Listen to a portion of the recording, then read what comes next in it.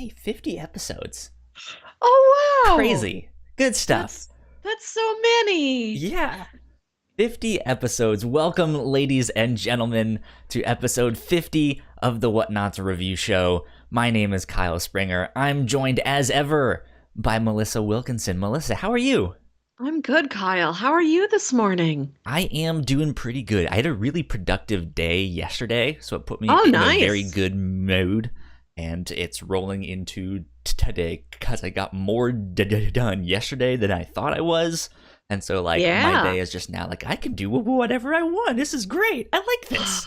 Those are good. Yeah. How about yourself? I am What's going doing on? well. I got a really amazing haircut yesterday. My new stylist told me how to get my hair in that big, like, Little Mermaid swoopy bang There that you I've go. always dreamed of. Yeah, I can I've figured out the see trick you now. starting it there. Yeah, and this is like after I've slept on it and it's completely fallen out and I haven't put more hairspray in it. So, oh, he really worked magic.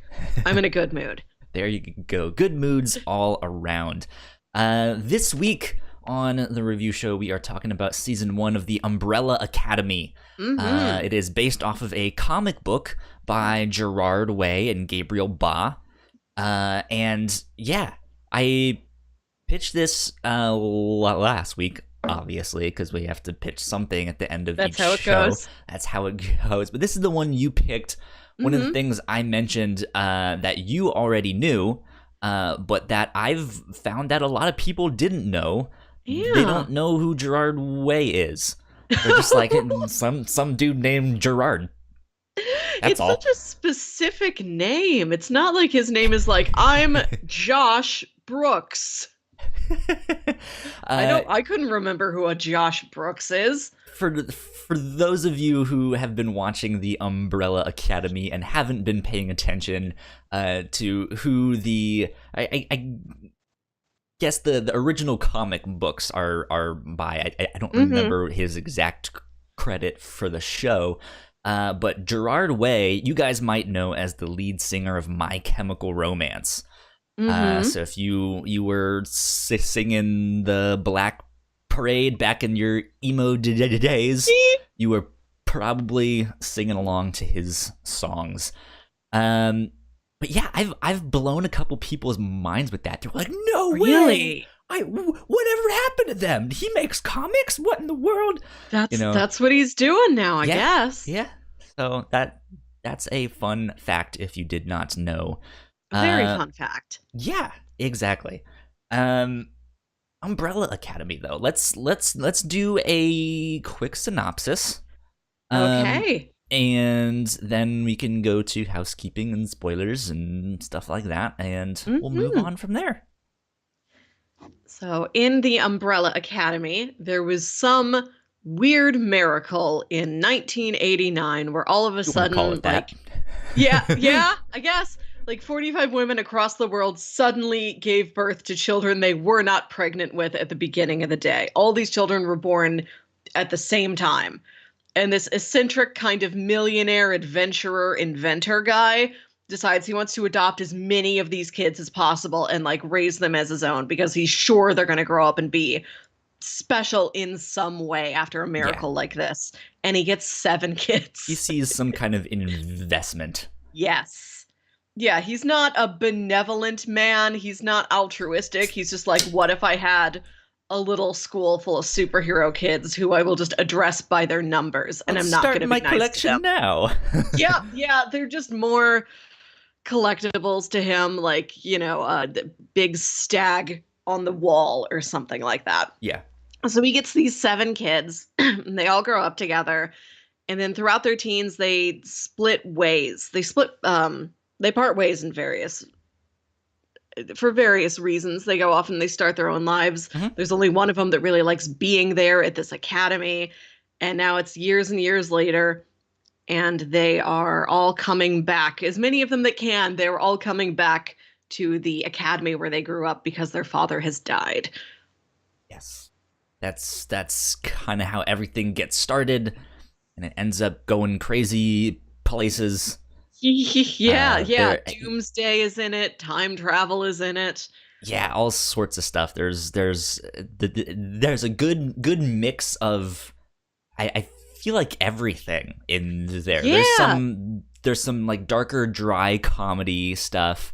If you like action, that's in there. If you like a little bit of mystery, that's in there. If you like the stuff that is at like almost reminiscent of like the Coen brothers, of just like that's how yeah, and just like there's the somebody who's weird tone. struggling to get a job done and like they can't get it done. Like there's a Yeah. lot of schemes gone wrong in this. Yeah, so it's a lot of fun. I really liked this show. This was a blast. I do Yeah. have a big problem with it, Uh-huh. but I'll get more into that in spoilers and stuff like that. But Mhm. it's a lot of fun. I don't know, like I feel like I often on this show I say that I don't know what I was expecting, or this was not what I was expecting, or Yeah. something. I think there's like I feel like I tend to say that more to like make conversation and stuff, Mhm. and then like work through it. But I Yeah. think this was one that I really had I Yeah. didn't know what to expect, and this blew all of my expectations in air Mhm. quotes out of the water. Yeah, uh I knew the most basic premise of it. I had just seen the Netflix trailer, yeah. which I think does have a little bit of everything that the show is, but the show has so much going on. Like this is 10 episodes. They're really jam-packed. They're longer episodes. They're Yeah. not like 45 minutes. They're almost a whole hour. It's packed with stuff. It's very dense. And yeah, it went a lot more places than even like this madcap trailer would have led me to believe. Yes. I had seen the first like 7 to 10 minutes Mm. maybe with my roommates a couple weeks ago because they had started it, and I was just like, I kind of want to read the comics first. So I'm not gonna watch this with you guys. I never got around to reading the comics. I have them downloaded on Mm. Comixology Unlimited. So if you are a subscriber to that, you can at least go read the first volume. I think there's only 12 issues plus like 3 side stories. It's like 15 issues Yeah, total. Not bad. and I think this season is roughly the first volume of the comics. There you go. Um, I was expecting 13 episodes. That's kind of what I planned for when I Hmm. was like divvying out what days I would watch all of this stuff. It's like, Yeah. all right, I'm gonna watch 3 episodes that day, dude. This thing, that Mm. thing, and yeah, I it ended up being 10 because I was talking with my roommate. And I was like, yeah, I'll finish it up on Saturday. I still have like 4 episodes left. I was like, this thing just happened. He goes, no, you're like right at the end there. I was like, what? Really? Yeah. He's like, it's only 10. I was like, oh, okay. Well, Mhm. that helps. Yeah, I think the show is paced well, and I enjoy many of the shows we cover for this podcast, but sometimes I just don't have the time in my week, or sometimes it does kind of feel like homework, and I have to Mhm. get up real early on Sunday morning and finish everything. But this show, like, I blasted right through it. I was done by Friday night. I've never been done Nice. with anything so early in preparing for a podcast. Well, that means you better have good thoughts because you've had Oh, sure. Yeah. day to let it sit. I'm just playing with you. You always have good stuff to share. Um, that being said, yeah, I really enjoyed it. I say go check it out if you have not already. It's Yeah. on Netflix for you to enjoy. Let's get into housekeeping for a Mhm. little bit. Next week, next Sunday, is the final episode that we will be live streaming to the public of the review show, of this show here that we are doing right now.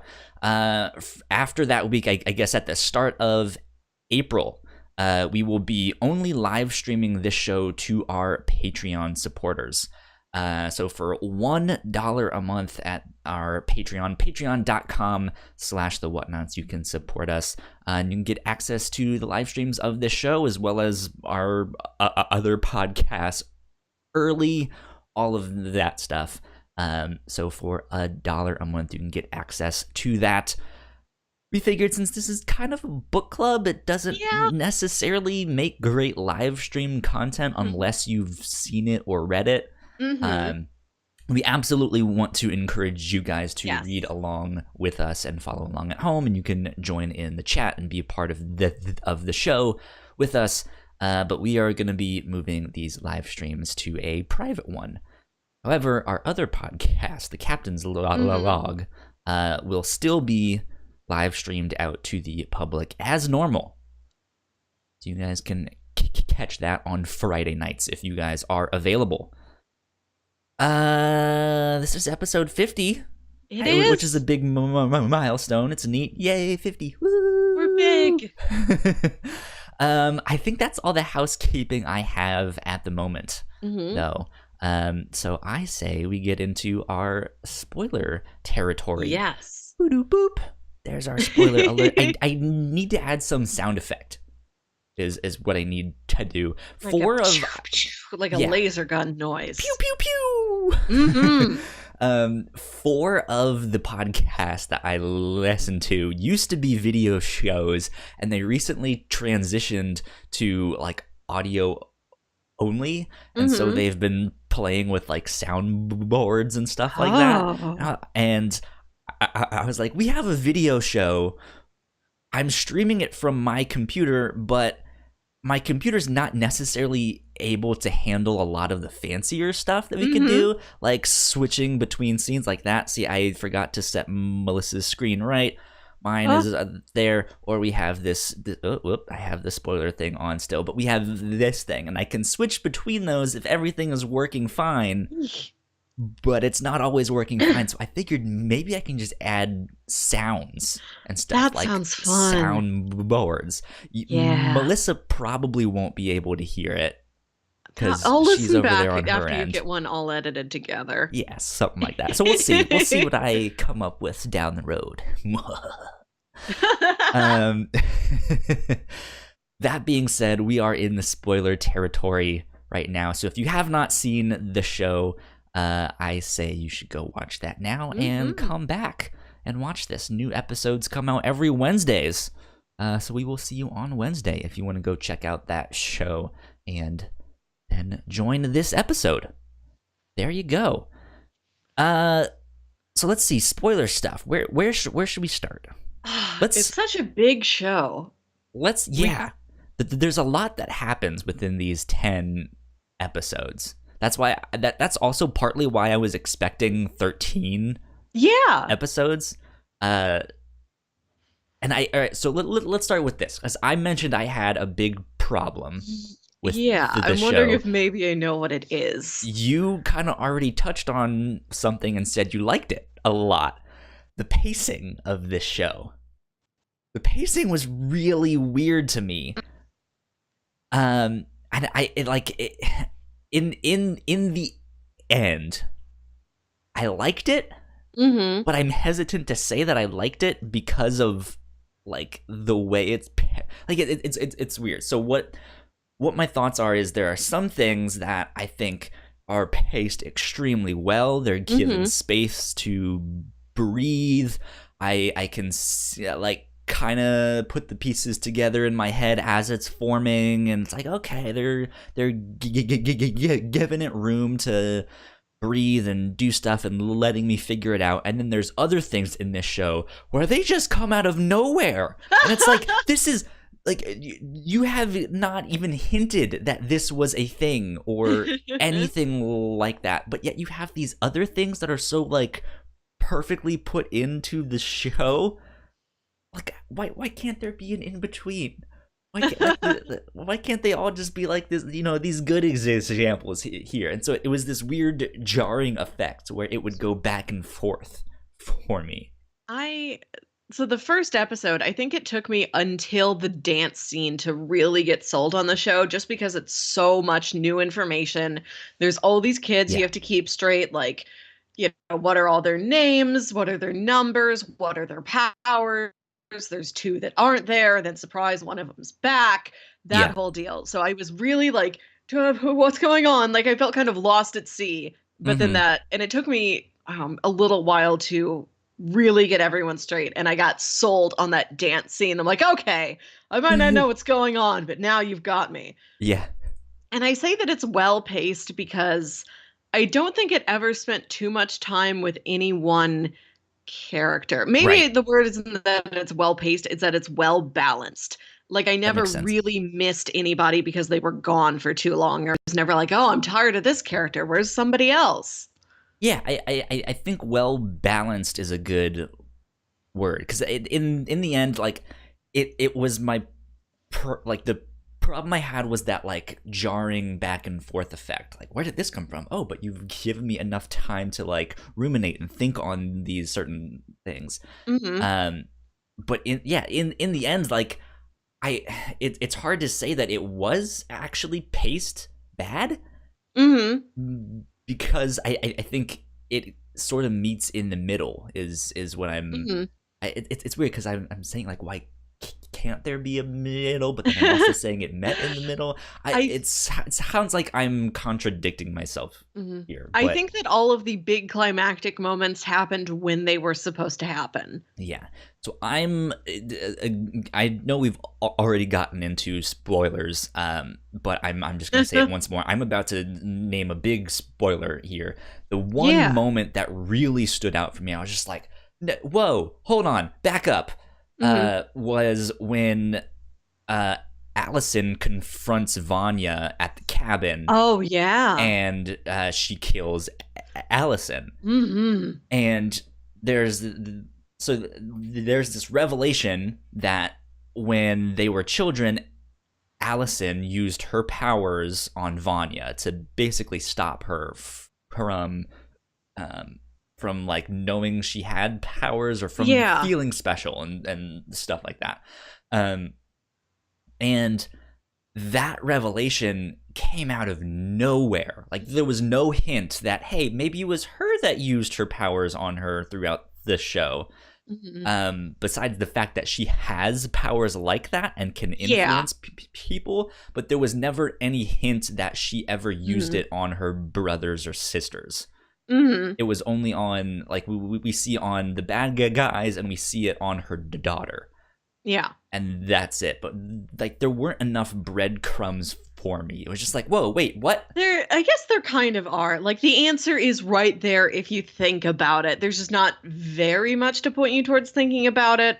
And you do see like Pogo and Mom kind of talking to each other like we can't let the children know. We know And it that might there's be about something any else. number Yeah, of things. It's really about, the dad killing himself in order to specifically bring all the kids together. But that at least kind of clues you in that, oh, there's something going on here, and maybe that might lead you to that conclusion. Oh, I liked that twist because again, the answer was right there in front of I, you if you thought about it hard enough. And there's I so much going liked on, it. I just wasn't thinking about that part of it. I liked it. It's just it's one of those things. There's so when the show first starts out, it kind of seems to be like a mystery show. There seems to be Yeah. some kind of like detective fiction thing going on. And I really love detective fiction and mystery Hmm. novels and stuff like that. But there's detective stories where if you're smart enough, like you can piece it together yourself. They'll give Yeah. you enough hints, and they won't necessarily make it obvious. But if you think about it, it's like, okay, that matches up with this. But he said this one thing, and that might mean this, So it might be this guy. And then there's detective shows where it's like, there's absolutely no way you would have understood this or gotten that this is the culprit and that's how they did the crime. Hmm. And it like I'm thinking of like Detective Conan anime and stuff like that, where it's just like there's no way I would have gotten that. That's ridiculous. Um, Hmm. and I felt like that when they revealed that. I was like, there's no way I would have known that because there were no breadcrumbs leading up to it. There was Hmm. nothing you gave me to signify that, hey, maybe Alison used her powers on Vanya. Even Hmm. though I know it's a possibility, right? Like it's a thing. Like, hey, Alison has these powers; she can do stuff like that. It like I just don't feel like knowing that was a thing was enough to be like, well, maybe she used it on Hmm. Vanya. if that I makes sense. I think another contributing factor to this is that Alison does not know she did it. This is some like she did this Yeah, when she was 4 years exactly. old. She's just repeating what her father told her. Like she didn't get it when she was that little. And it's not until she remembers this again that she's an adult. She's like, oh, that's what that was. That's what I meant. I did Like this. if she had a moment, like 'cause she has the whole trouble, I guess, with her ex-husband, Yeah. basically, and her daughter, Hmm. where it turns out that she was that whole trouble started because she was using her powers on her daughter just to Hmm. like make her sleep, which, Hmm. by the way, if I had those powers, making your child sleep by using those powers, I think I would 100% do that. It's Just get pretty some sleep, innocuous yeah. as, But as far as things it's go. still Yeah. it's one of those things where I think they could have explored her having this revelation of like, hey, there might be unseen consequences or things that I didn't realize about Hmm. me using my powers in these seemingly small ways that might have hurt people. And her digging into that, I think, would have been the inroad to be like, maybe did I ever use this on my family? Like, Yeah. how have I hurt them? And like exploring that would have been I like, would like to see a oh, little bit okay. more with that. I Yeah. think Allison's power set is the one we see the least of, but it makes sense because she is actively trying to use it less because she's realized how damaging it can be. And I kind of hope that in season 2, like we get more opportunities to see what she can do with that.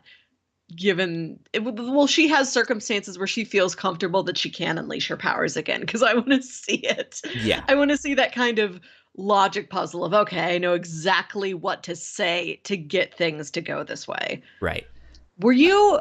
We could spend so much time just on things I thought were going to happen that ultimately did not happen because I'm coming up with all these little mini theories while I'm watching the So show, I and have a none of them pay little bit off. more to say on that whole Okay, thing yeah, because that was where my thing started, where like we had the revelation that okay.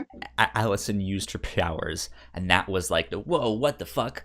But then the whole conflict between Vanya and the rest of her family, that that I could see. That was Uh-huh. paced really well. I could see her kind of not fitting in, being Hmm. separated, how this other villain is kind of using her to, work against them and stuff. And so when she slit Allison's throat, it's a shocking scene, but it's Yeah. like it's one that I kind of Yes. expected something like that to happen.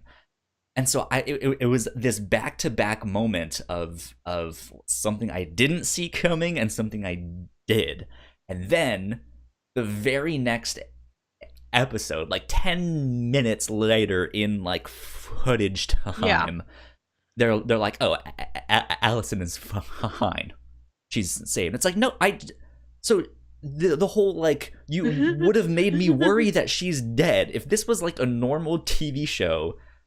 I would have had to wait a week Yeah. of thinking she is dead. Like there was no sign that like, oh, if we get her back in time we can save her. It's like, no, her throat is slit, she is dead. And then Hmm. like 5 minutes after that they're like, ah, nah, she's fine. Just like, oh, that I you didn't give think me about it no like space that. to like Yeah. to deal with that. So yeah, that was just the like the back and forth that I'm talking about. It's just like, why is that? What? I don't know. I didn't think too hard about any of the deaths, or at least seeming deaths in this show, because Hmm. there is a character who can talk to and then seemingly manifest ghosts and time travel. Right. Like I was talking to a friend as soon as I finished the show, we were talking upset that they had killed Diego's girlfriend, Detective Patch, that she didn't get to do enough before she died. She was really just there to sort of make him be vengeful and then realize vengeance was wrong. Like, I'm why like, didn't well, what's his name do the thing to get her? Like, hey, who is the one that killed you? Oh, is these guys? All right, cool. We'll go after them mhm. now. I guess Yeah, they kind of knew who it mhm. was, but still. Yeah, but I said I never really considered her dead. I considered her just kind of temporarily shelved to come back in another form or just be like a really cool ghost sidekick or something. Force Like, Ghost, yeah. yeah, death feels very impermanent in this show. Yeah. It's an interesting one, especially with kind of those last couple episodes there when Ben, the brother of the Umbrella Yeah. Academy that has died before the show started, uh, I guess he died when he was really really young, Mhm. um, but yeah, he kind of manifests himself Yeah.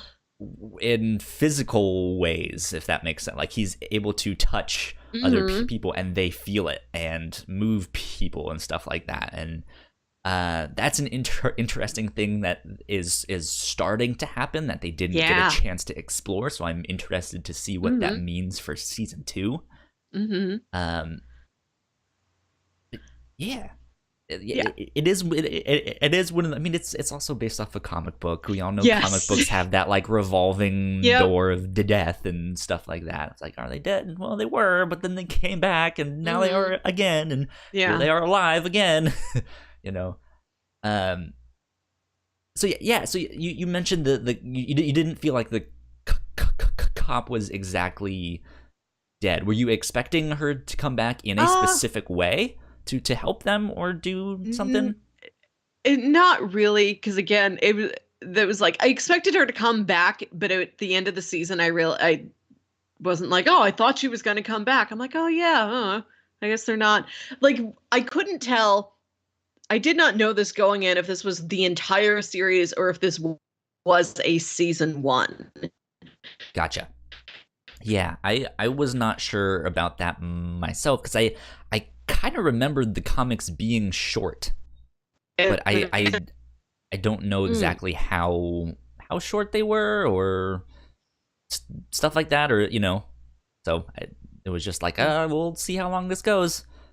Because yeah, they're now knowing that there's only like 12 issues to the main story in this thing, like I am actually wondering how much of this was actually in the comics I and think what they they've expanded on, and are they going to make up new stories in season 2?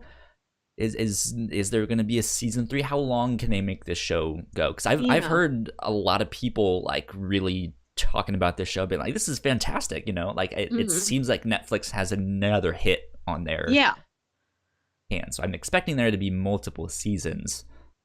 I'm wondering if they're being like, "Hey, Gerard, did you have any other ideas Hmm. ruminating in your head?" I've said ruminating 3 times now on this show. I don't know why I'm using that word You're a specifically. fancy boy. Yeah, they are ruminating. I am Um, Reginald I Hargreeves, eccentric billionaire.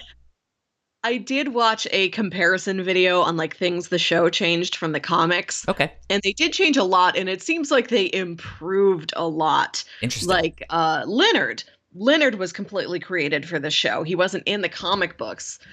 I think it Leonard is goes the boyfriend? yes. Okay. Yeah, Leonard slash Harold, but I The always bad call guy. anybody but by the original name they show up with. So in the comics, I think it goes that Vanya is trying to get into this orchestra, Uh-huh. and then it's the conductor of the orchestra that is like a supervillain and who realizes what she can do Ah, that would make sense. and like makes her into where it's the violin woman, like he makes her into that. And that's how she unleashes her powers in the comics. And Gotcha. I think I was like halfway through episode 3, and I texted my brother who I knew had already watched all of these episodes, and I'm like, hey, just so that I'm not spending the rest of the show waiting for something weird to happen and it's not going to happen, is Ellen Page going to take her shirt off and her body is a violin?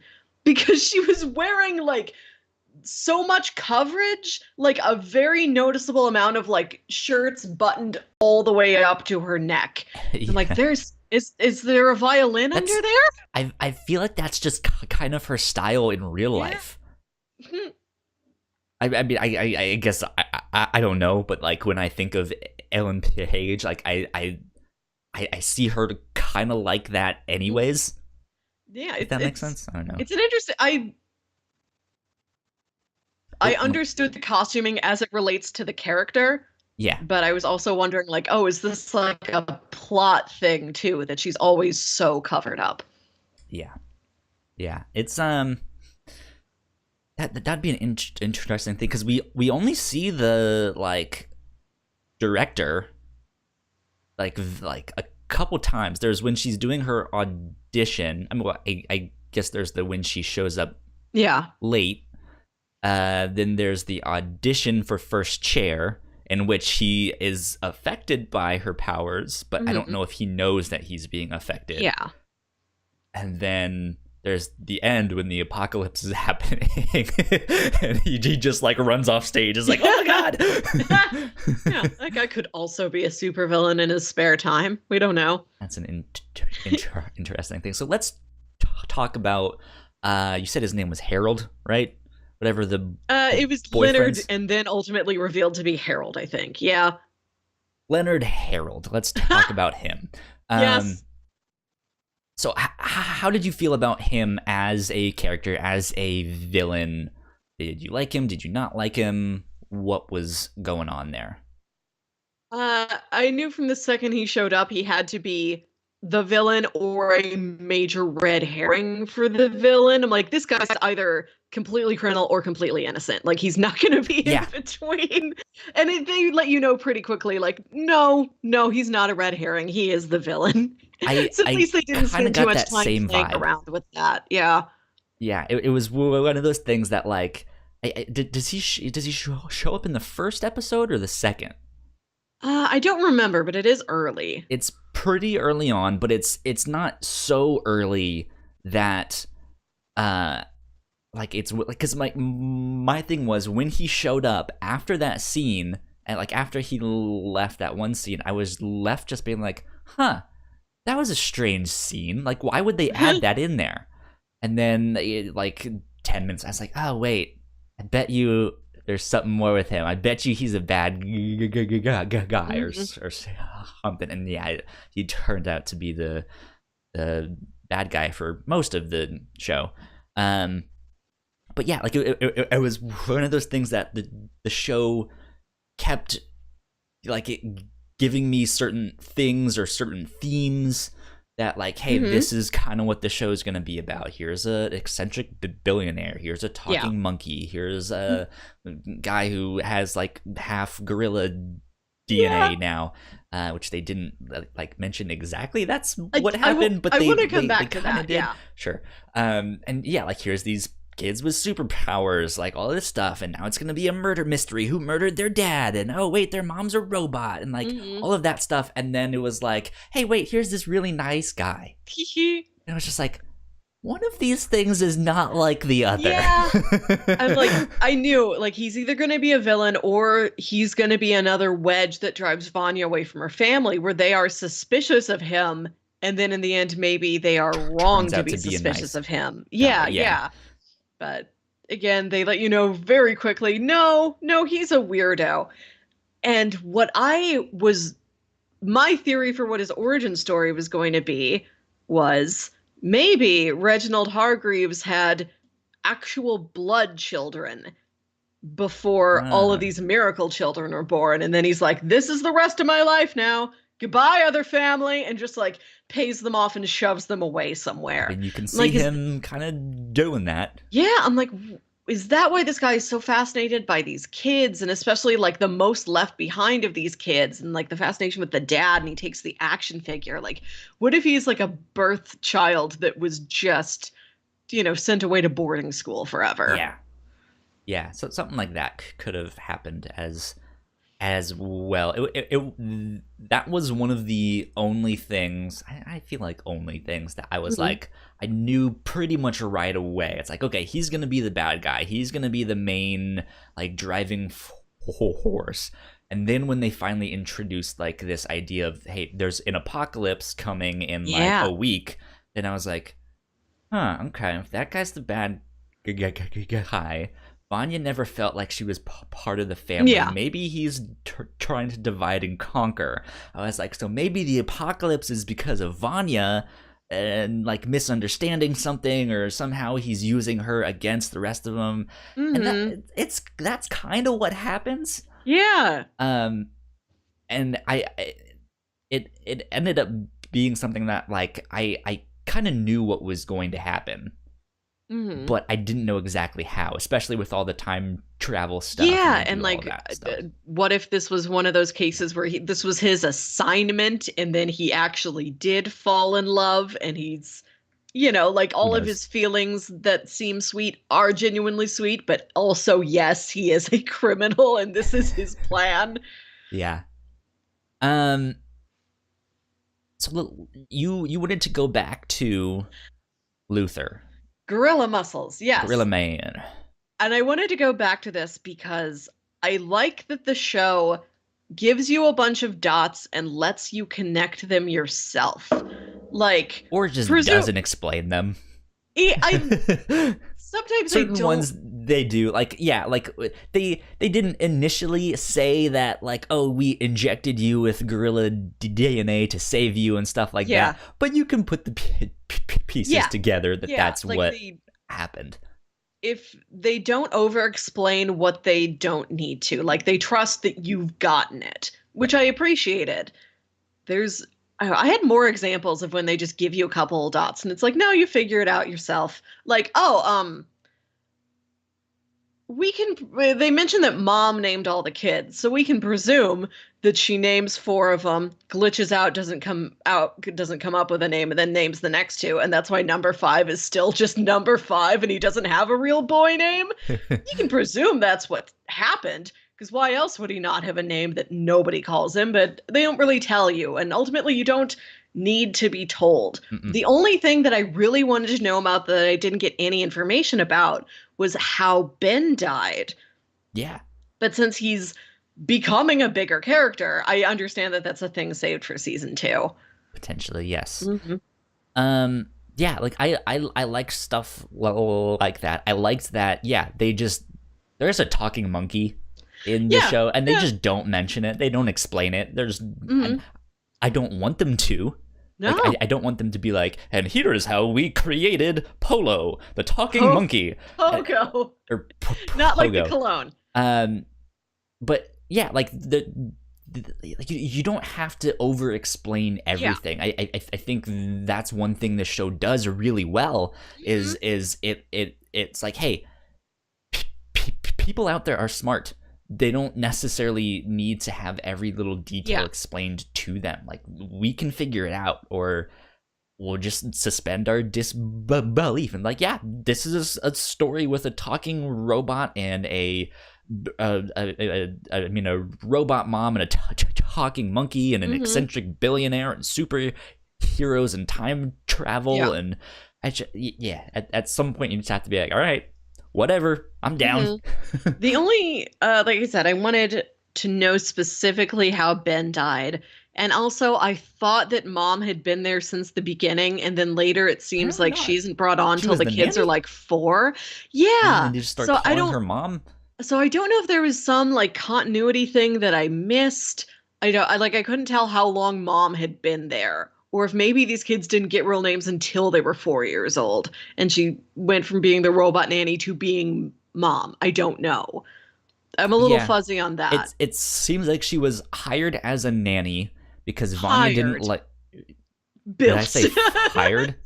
She was built. He didn't go out and find this Well, robot you know woman what? elsewhere and give her a job. I was like, did I say fired as a No, nanny? What did I do wrong? And you're like, built. She was built, Kyle. She's a robot, manufactured. Yeah, she was built because Vanya didn't like oatmeal and wouldn't eat her oatmeal and would, like, kill all of the other nannies or, like, hurt them bad enough that they wouldn't come back. And then, yeah, like, she hurt this one and it got right back up and was like, okay, round 2. And she's like, all right, fine.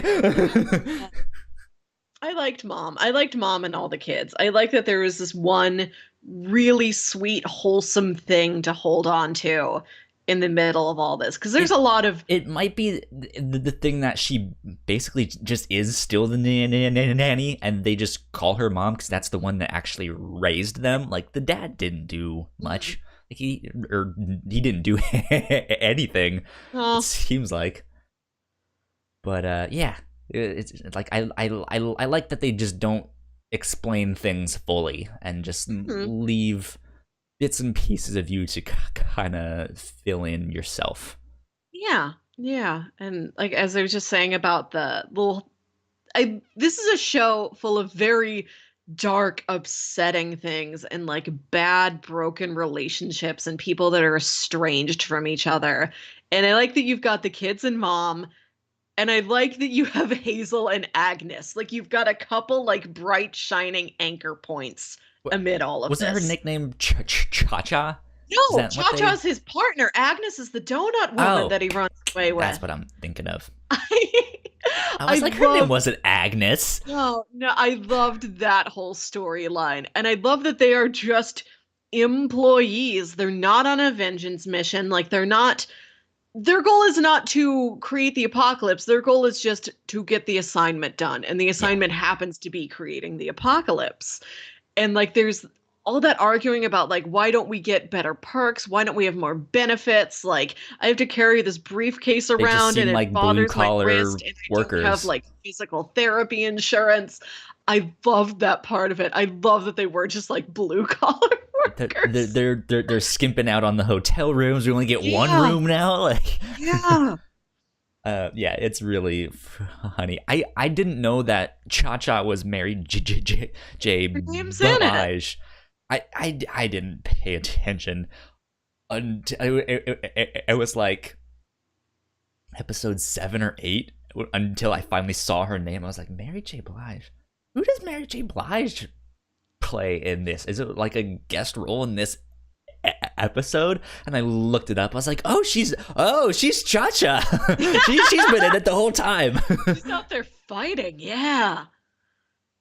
Oh, I want to talk about the fight scenes because this is maybe the thing that kind of bugged me the most. I was wondering if this was going to be like your big problem you announced earlier in the show. Go for it. There's too many needle drops in this show, and there's a lot of music montages and music fight scenes for the sake of them, and they're not.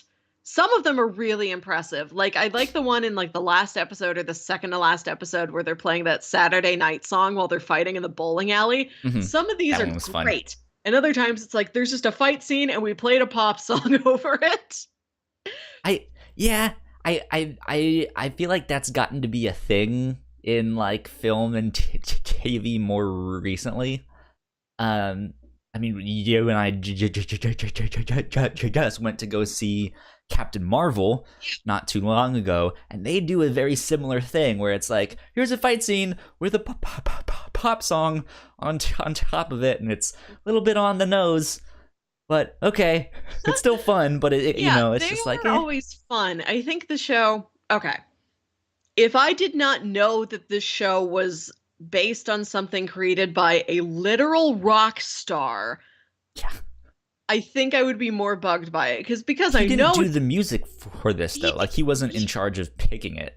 No, I understand that he wasn't, but I get where that musical theme that kind of runs through the show might have come from. Where like, the big songs and the spectacle, the whole thing, and just the flashiness of we're playing this this inappropriate old pop song, like the super cheerful pop song against like a fight scene. Like if I didn't know it had that like rock star pedigree behind it, I would have been like, why do you guys keep doing this? Like do like one per episode, please. Yeah. We were talking recently on an episode of The Captain's Log that I really love the Guardians of the Galaxy films. And like those soundtracks are really well chosen. There's scenes that are so perfectly orchestrated in time to those songs, and you listen to the soundtrack again and like you remember, oh yeah, and then this shot looks like this, and then this character does this. Yeah. And the show, like, it's just like here's a scene and here's also a song. Like I would have liked to see fewer of them that were a little tighter connected, I think. Okay. Tighter connected. Just it more in like how the scene and the song connects, or did you feel like the scenes were fine, just maybe different song? No, Something it's like not that, or like the every song was song fun. it's not like every song has to be like diegetic. It's not like somebody turns on their car stereo and that's what's playing when they fight. Yeah, just a little tighter choreographed and shot to where okay, it's really this song that has to be playing while this fight choreography is going on. If you put in a different song with a different beat, a different rhythm, a different tempo, then it doesn't work. Gotcha. That makes sense. Yeah, I think that bowling alley scene was one of the best ones. I love when that woman comes up to them and she thinks Diego and Klaus are Five's two dads. Yeah, if that's okay with your two dads. Let's talk about the kids. What a cast of kids do we have? Did you have a favorite one? um, are you specifically asking about when the Umbrella Academy are kids, Oh, not and kids. just I like mean just like favorite Reginald character Hargreaves' kids. They are the in same general? age as us. They're I they are not kids. I mean, I'm like a fucking 13-year-old at heart. I play video games, I read comics, I watch TV. My cups are all like Avengers and stuff like that. So I still have my Street Sharks action figures, which I guess makes me a lot older than 13, but still. Uh, uh, I I kind of liked Klaus. That was fun. I thought he was really funny. Have you ever seen the show? And I'm blank. It's Misfits. I have not seen Misfits. Fucking great show until like middle of season 2, and then it goes way downhill after that.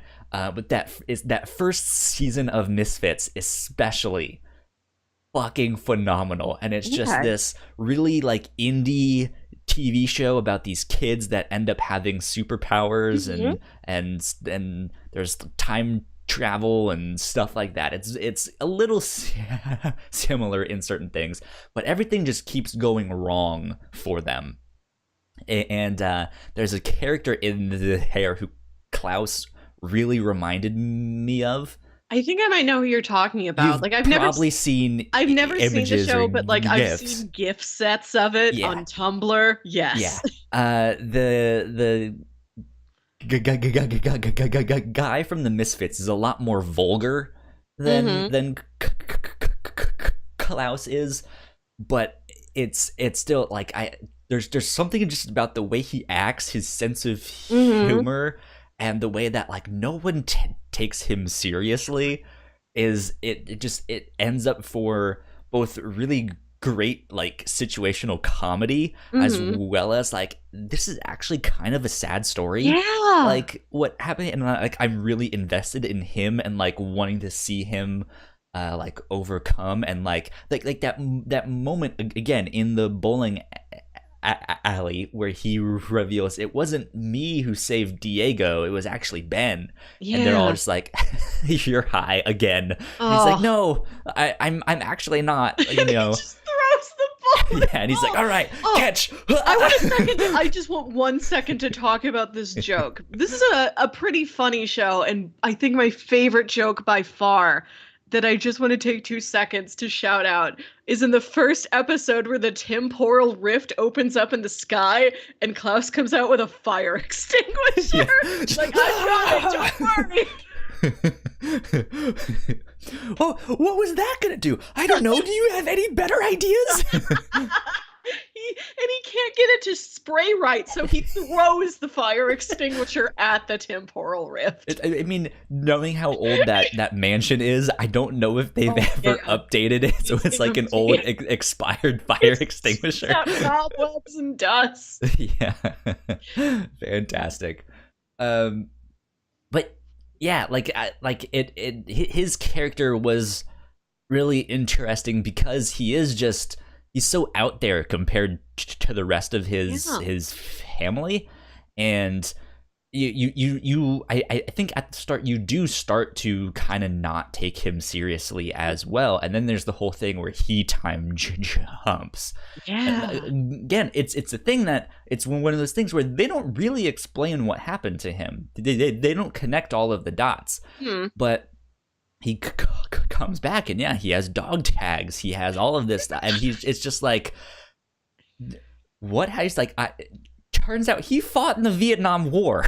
I liked Like- that twist. It's so big and bold and weird, but I felt like it worked. Like, this is a show that takes big, weird turns. Like, are we Yeah. gonna have a guy with giant cartoon muscles walking around while everyone else looks normal? Yes. Are we gonna have the talking monkey? Yes. Like, everything is thrown in there, and it's because it's also like normal things stick out to me.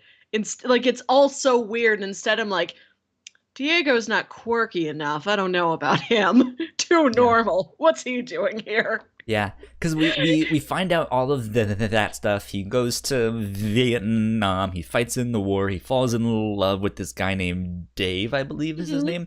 And they have a really intense relationship. Dave dies in the war, and he eventually makes it back to 2018 or whenever this takes place. Oh, it's this year.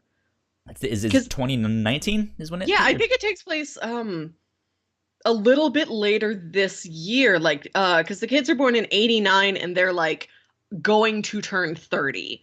Okay. They don't mention this, but I just worked out that's what the math was. Near future. Yeah.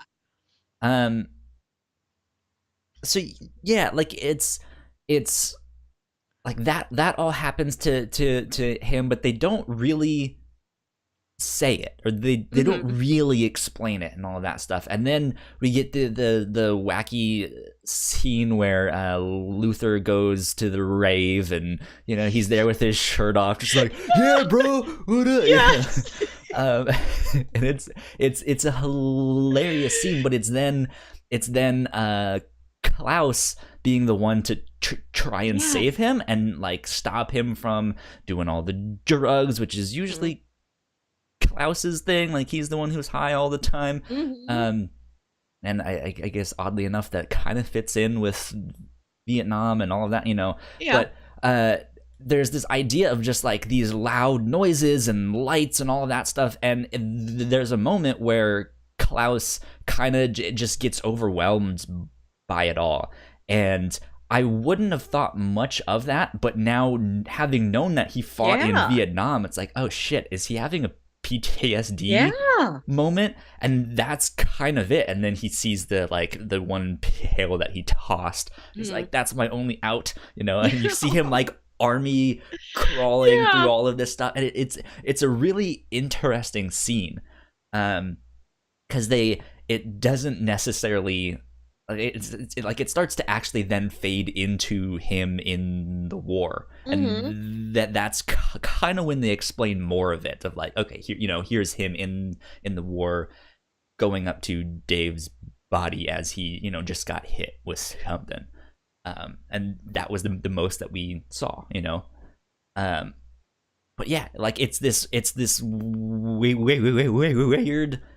contrast of what's actually happening versus what's happening in his mind and what had happened to him in the past, and just these weird things where like Luther is wanting to go wild because life is meaningless, and all of that stuff, and Klaus who has kind of lived by the whole thing of just life is meaningless, do whatever the fuck you want, is now like he's given more of a sense of purpose, and he's the one trying to hold everyone together. So it's this like reversal of stuff. It's a fantastic scene. So I liked it a lot. Yeah. Who was your favorite? I think mine was 5. He's so compelling. He's so believable. His relationship with Dolores is one of my favorite things in the entire season. And that's another one of those big, weird turns. He's in love with a mannequin? Yes, I love it because it's so sincere and he sells it absolutely. Yeah. He was really fun to watch. I wanted to ask you, what did you think about all these sibling relationships, being an only child? Because I realized we would both be coming at this very sibling-based show from completely different perspectives. I mean, it's what I see in movies. Like they fight, all of that. Like it is a weird thing where they do call each other family. Yeah. In that, but then Luther and Alison kind of have a thing. Yeah. And so like it's one of those things like, are they actually adopted? Was all of this legal? Really? We don't know. He got 7 of them. He's a billionaire. Maybe he just paid them off. Like they're not blood relatives, but No. legally they might be. We don't know exactly. So that's a weird thing where like maybe a little incestuous there, or legally incestuous. Legally. That's a thing. I don't know. I don't know anything about incest.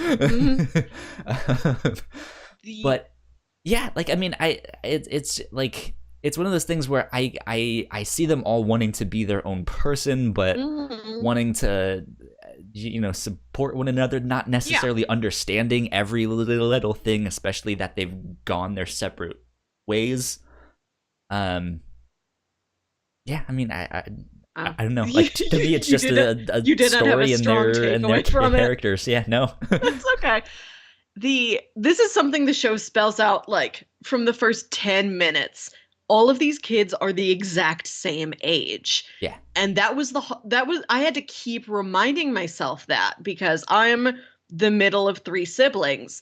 And I feel like we very definitely are the big one, the middle one, the little one. Like if you met my older brother just completely separate of any of the rest of our family, you know if he had siblings or not, he would still feel like a big brother to you. That's just part of him now. And I'm watching it like, no, Luther is not the big brother. They're all the same age. There is no big or little. They're all one level. Yeah. So I had to take birth order out of it completely. Like those roles are gone. It's processing order. I don't know. Acquirement order. Like the fact that Vanya's number 7 doesn't make her feel like she's the youngest. Like if you just, like if it was not part of the story that these kids were all the same age, I'm going to keep calling these people our age or slightly older kids. Yeah. If it was not part of the story that they are all the same age and they showed them to you, and like they explained, don't worry about 5, that's a time travel thing. Which is the big sibling and which is the little sibling? I'd guess Luther would be the big one. And I don't know, Klaus feels like the little one.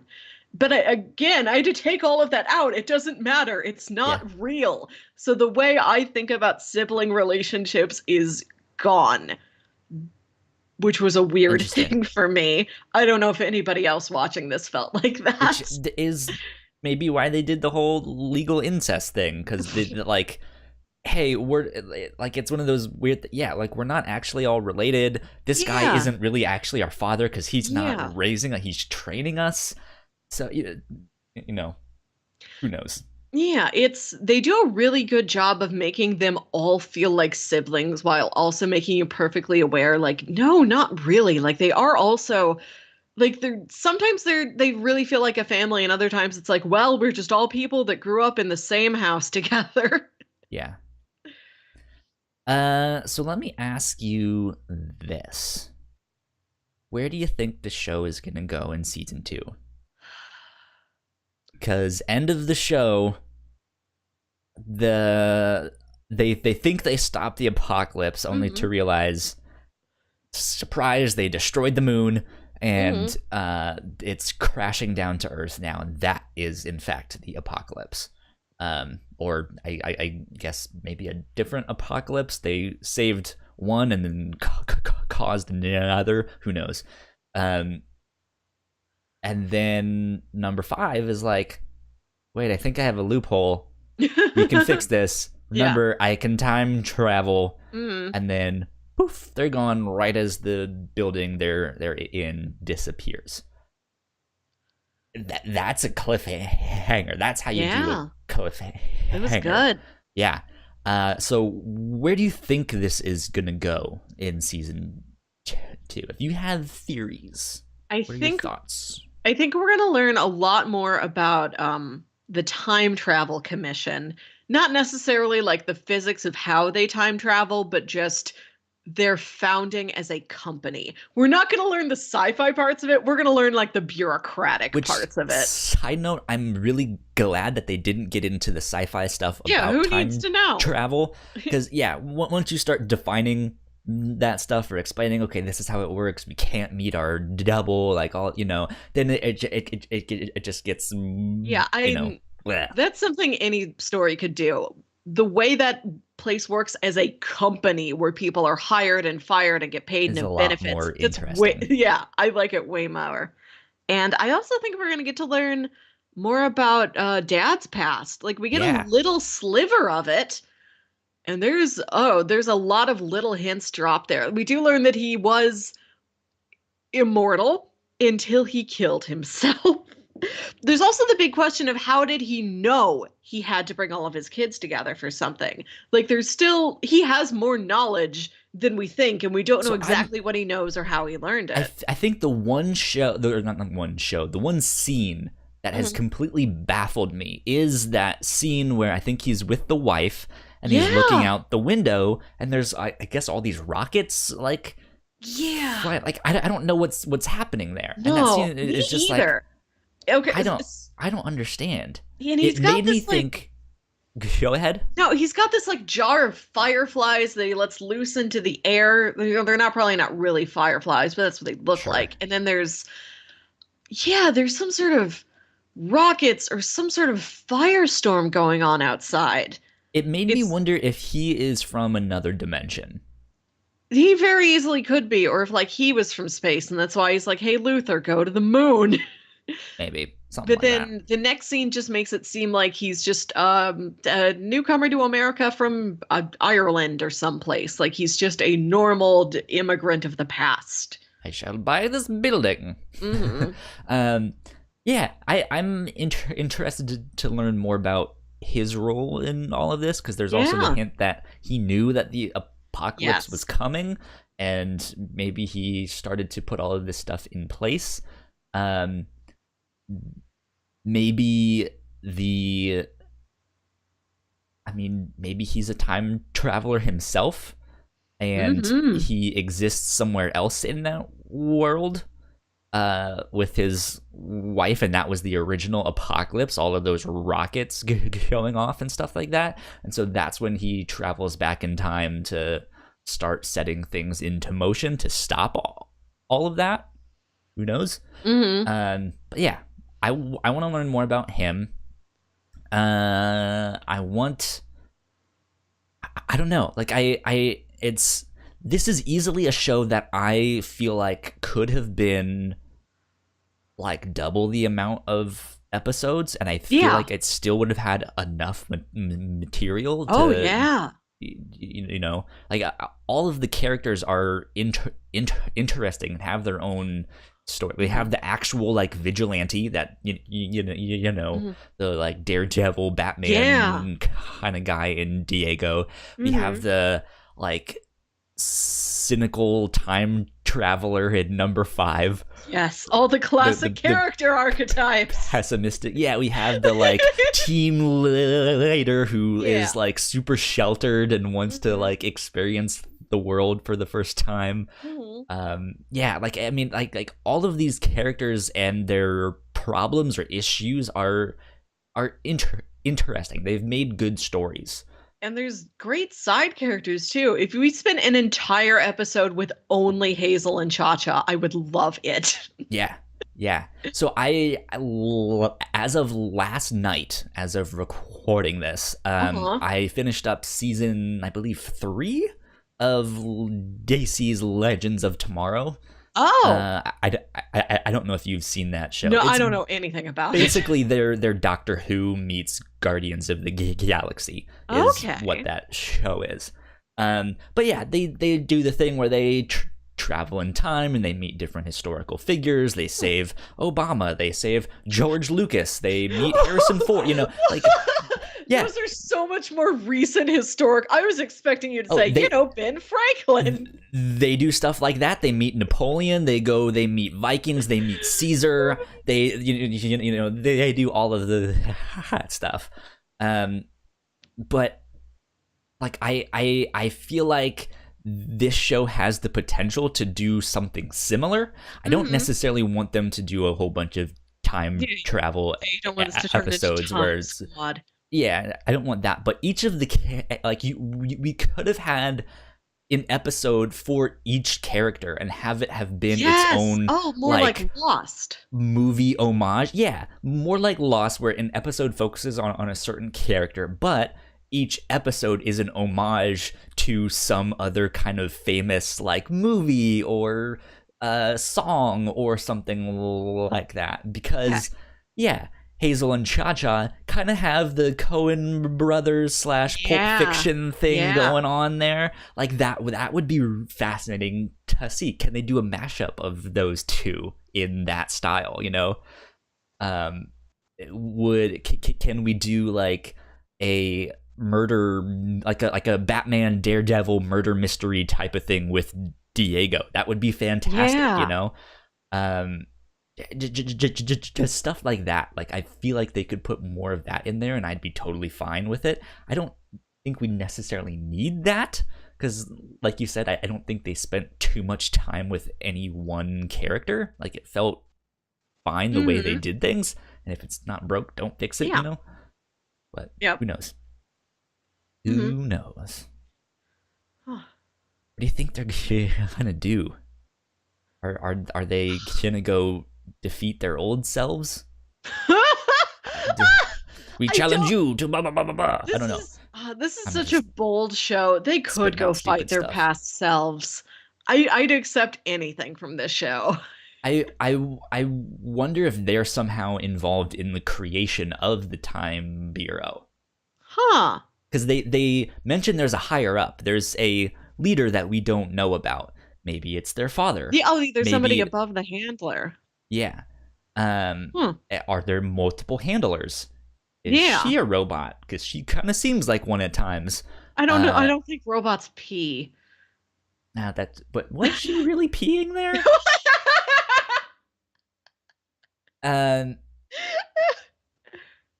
Yeah, because this show can go all sorts of I have no idea what to expect.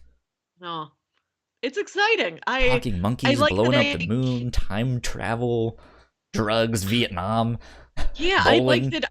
I had no concept of how the season was going to wrap up, except for there will be something apocalyptic. Like outside of that, I had no idea. I had all these little theories that were proven wrong. Oh, another theory I had. Alison spends so much time talking about her daughter before we even see her. I was like, what if powers? I was wondering, what if that daughter is a rumor? Like, what if everyone just believes she has a daughter and she doesn't as really? Like a cover story? I don't know. I just thought it was weird that she was talked about so much before there was any visual evidence of her. Yeah. Like, we get one little flashback scene with her, but like we don't get like a little picture or anything like that. That might have just been like, oh, we didn't find a way to fit in, or oh, we didn't have a prop photo ready or something like that. Not as important. Like they're getting out of her life anyways. She needs to come back to her family. You know, who knows? Last thing I will say about this show, I also really liked. Again, I'm a big fan of time travel shows. Even though I know earlier I said, you know, once you start defining the rules, they can get kind of bleh and they don't work. But I really love time travel stuff. So I really liked the episode where we saw things play out a certain way and certain characters bond and grow a certain way, you know, and do certain things. And then that's all kind of taken back. And then you see the actions after that. And it's like, hey, here's what you could have had. And then, boom, it's not there anymore. But it's not like a whole, this is what we did the entire season, and now we're going back to change it. Even though that is kind of what they're doing at the end, but we don't know exactly how yet. But yeah, like that, it's one of those things. Because that's the thing with time travel, is it almost negates anything that comes before it, and it's like, oh well, none of this matters, right? So hopefully they can stay away from having hopefully all the stuff that they've done so far still matters, right? Yeah, The information that they know or something like that. And it seems like they will from the time travel they've shown us. But there was that one, where things happened and Luther and Alison kind of realized they're both in love with each other and are about to escape, and then not happening. I know we're trying to wrap this up, but I want to say that one of the most emotional scenes in the entire season is that bit in like the last episode where it's Luther and Alison in the phone booth. And because her vocal cords were damaged when Vanya tried to slit her throat, she can't talk to her daughter. So Luther's talking for her. Everything that is absolutely true from Alison to her daughter, and everything that is absolutely true from him to her. And she's trying to write things down in this notepad to tell him, and she drops it, and they're just both crammed into this phone booth, and she just can't pick it up. She just physically like can't get down there to pick it up, and there's a shot of both of their bowling shoes stepping on this like yellow legal pad, and it is the saddest image in the entire show. Yeah. It's one of those things. I feel like that scene could have gone in two directions, because I like it is a very emotional scene. I think that was one of, if not the most emotional scene in that entire show. But there's also a lot of comedy kind of strung through the show here and there, and so I was wondering if there was gonna be like a scene of the phone booth from far away and it shows both of them in there and people are like walking by on the street and stuff, and she goes down to pick it up and it looks like they're doing something else, and like that would have been like a completely different direction. But it's just it's like that could have easily gone that way. It'd be weird, but I wouldn't put it past the show to do something that. And so I'm thankful they did not, but it was just when it first did that scene, I was like, is something like that gonna happen and just completely ruin the moment? And it's like, no, okay, good. But there you go. Any other final thoughts? No, it's fun. I thought it looked like fun, and I ended up enjoying myself more than I even thought I would. It's a dense 10-hour show. Because it's, like I said, it's practically an hour. It's not like a little 45 minutes or anything. So it's a decent chunk of time, but it does not feel long. It feels like it's almost too short because you enjoy it so much. I agree wholeheartedly.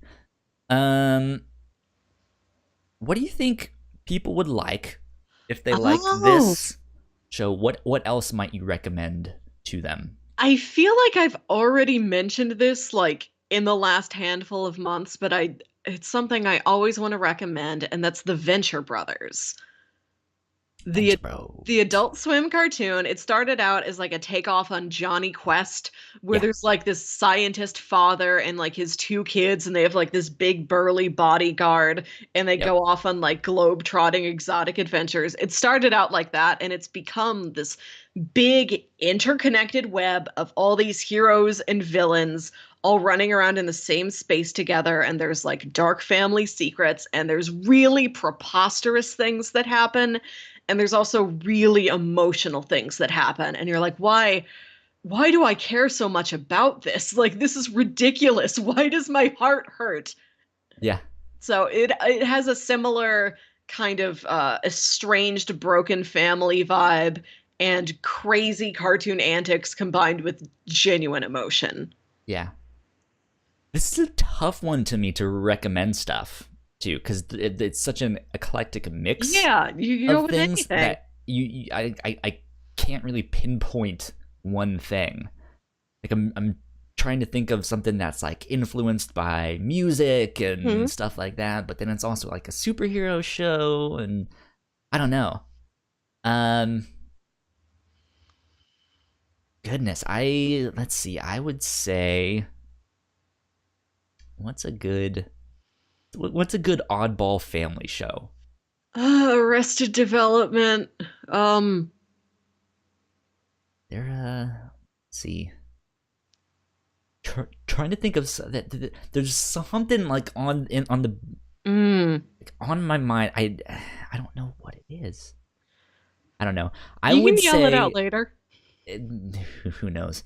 I would say go check out things like, I mean, everything from like Daredevil and Jessica Jones Yeah. um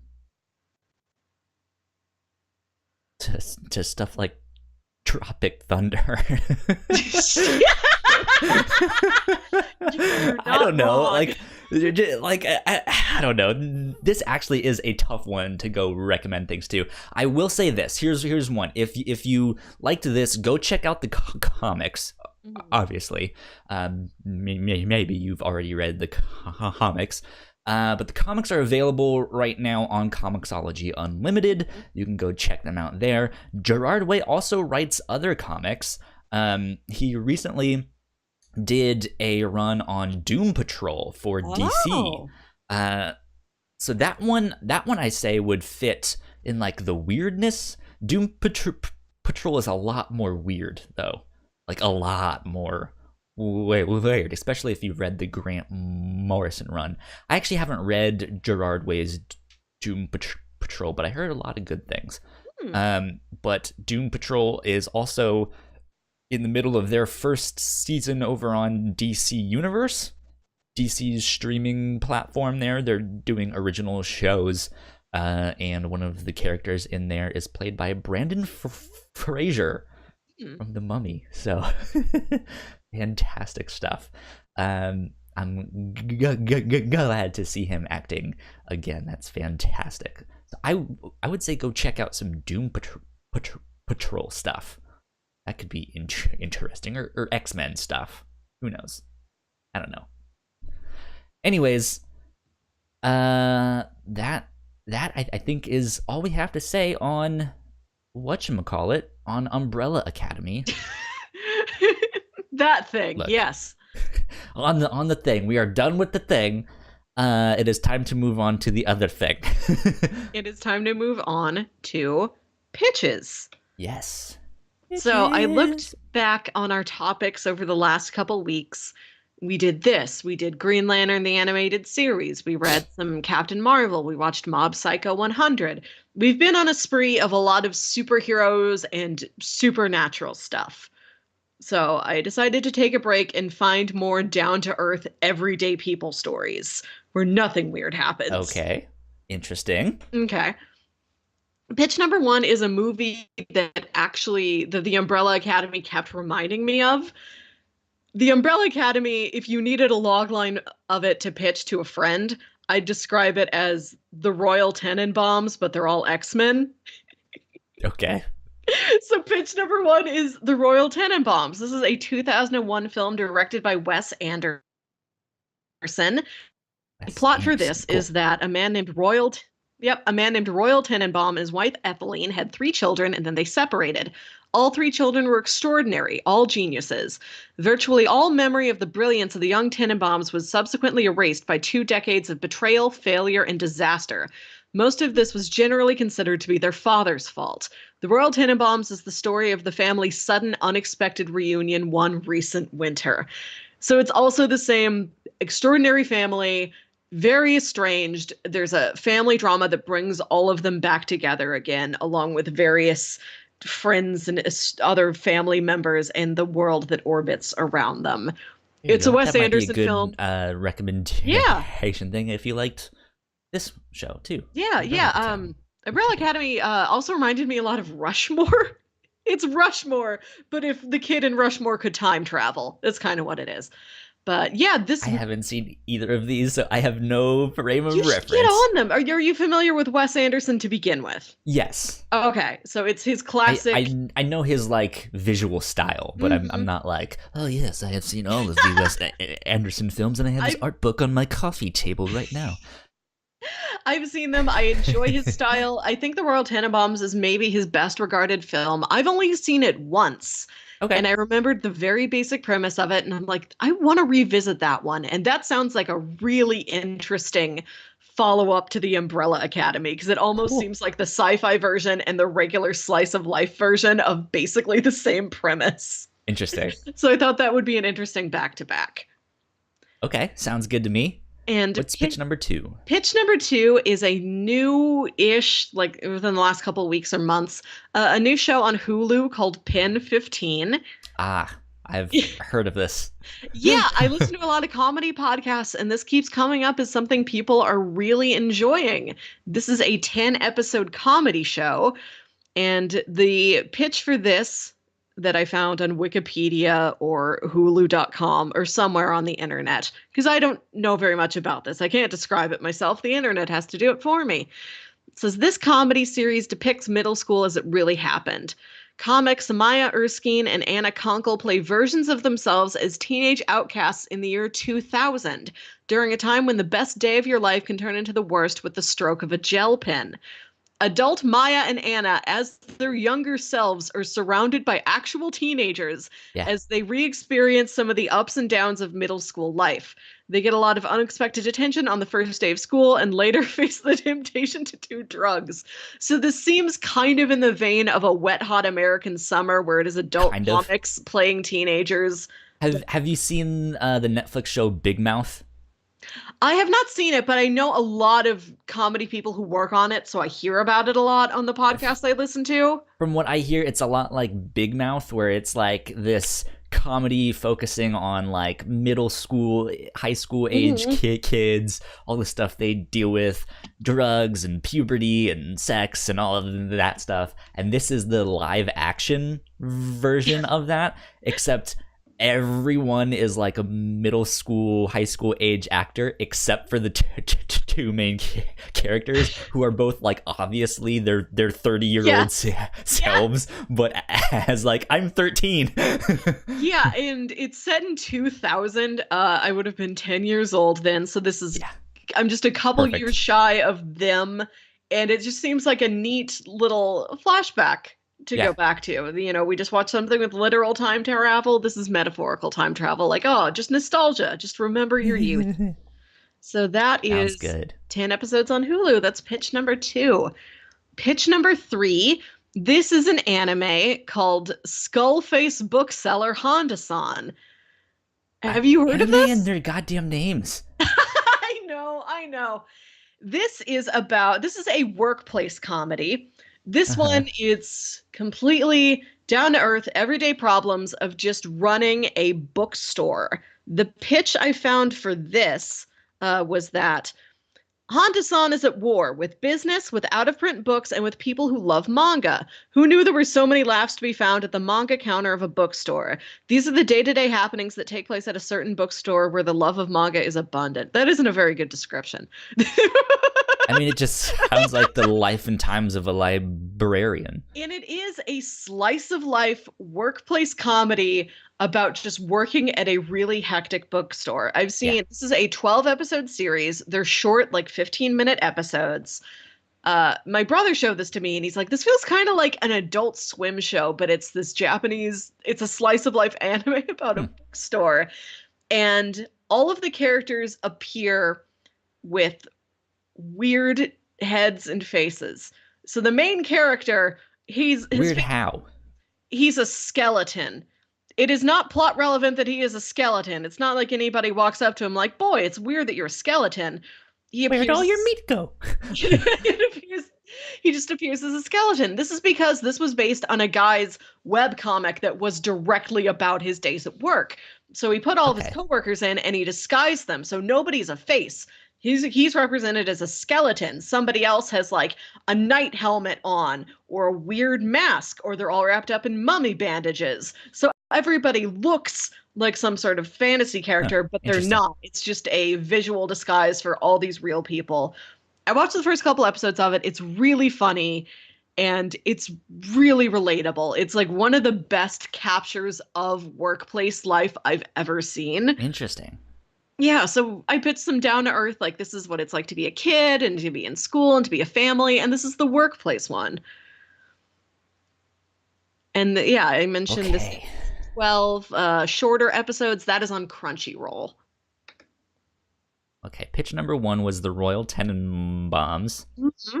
Pitch number 2 was Pen 15. Mm-hmm. And pitch number 3 was Yeah, skull fucker librarian face. Skull face bookseller Honda-san. I don't know. That's what I said. I realized I've been describing this to people as skeleton face, and I'm like, well, that's his entire face is not one whole skeleton. It's only a skull. It's not like a human body and then another face human was a body skeleton.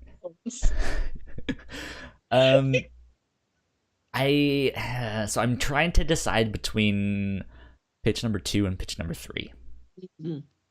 I think both of those sound fantastic right now. I guess it's up for what brand of weirdness you are in for this week. If you want more down-to-earth, nostalgic American human weirdness, or if you want that otherworldly, slightly fantastical Japanese anime weirdness. I want both.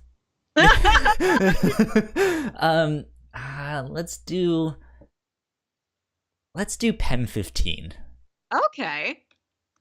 Yeah, let's do Pen 15 because I've heard a lot about that. Yeah, I'm recently, intrigued by this. It's a that really seems like interesting it'll be a premise. lot of fun. Ooh boy, okay. Next week then, Pen 15. How many episodes did you say that was? 10? This is 10 episodes. I presume they are, the 22 minutes in length, and that is on Hulu. Okay. Sounds good to me. 10 episodes of Pen 15 Season 1. And that is what we will be discussing next week. That's going to be the last episode that we live stream out to the public of this show. Just a reminder for everyone who's made it this far. After that, we will go to patron-only live streams. Patreon.com/the Whatnauts is where you can support us at the dollar levels, where you can get those live streams as well as all our episodes early. You can get exclusive episodes at the $3 level. Yeah. We already have one up about some of the X-Files, and we have one coming up at the start of April, somewhere around there, for Batman Beyond. That one's gonna be fun. And then what else do we have? The Whatnauts on Twitter, at the Whatnauts, where you can get all the updates. Melissa, where can they find you? You can find me on Twitter and Instagram at WilkyWit. That's WILKYWIT. And I am at Yo Kyle Springer on both Twitter and Instagram. You can come yell at me on the internet whenever you'd like. That being said, this has been episode 50 of the Whatnauts Review Show. We will see you guys next week. And pretty soon here, it's also going to be Melissa's 1 year anniversary. It is. With the Whatnauts, which is exciting. Mm-hmm. So be on the lookout for that. Be excited. Yay, Melissa! Yay. We will see you guys next week. Adios, guys. Bye. Bye. Ladies and gentlemen, thank you. Subscribe. Go watch the video. Go do that one too. I don't know why I did that voice. I just felt like it. I'm so sorry. But do the things. Yeah.